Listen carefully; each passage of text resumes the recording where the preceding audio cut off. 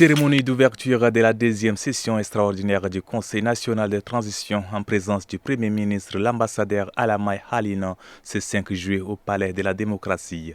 Cette session sera consacrée au projet de loi organique portant composition du Parlement, du régime des inéligibilités, des incompatibilités et indemnités parlementaires et à l'adoption de la loi organique portant statut des collectivités autonomes.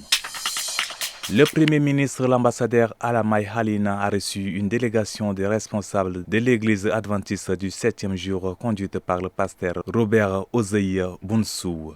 Ils ont discuté de leurs activités dans certaines provinces du pays en soulignant leur contribution au programme politique du chef de l'État. Le Premier ministre a salué ces projets et leur importance.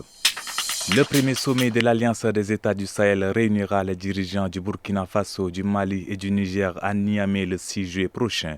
Cette réunion aura lieu la veille du sommet de la CEDEAO à Abuja au Nigeria. Les trois pays ont signé une charte pour créer cette nouvelle organisation de défense collective en septembre 2023. En janvier dernier, ils ont annoncé leur décision de quitter la CEDEAO, estimant que cette dernière était devenue une menace pour leurs États membres et populations sous l'influence des puissances étrangères. Le gouverneur de la province du Logone oriental s'est rendu à Gorée suite à des événements tragiques ayant entraîné la mort et des blessés. Le gouverneur Tokey Dadji, accompagné de ses proches collaborateurs, a tenu une rencontre avec les forces de défense et de sécurité pour s'informer des causes du conflit qui a fait un mort et un blessé en date du 2 juillet et 3 corps sans vie retrouvés le 3 juillet. Il a suspendu le préfet de la Niampende, Abdelkerim Tahir Ali, de ses fonctions et a demandé une enquête pour déterminer les responsabilités. Il a également appelé à la paix et à la cohabitation pacifique dans la région.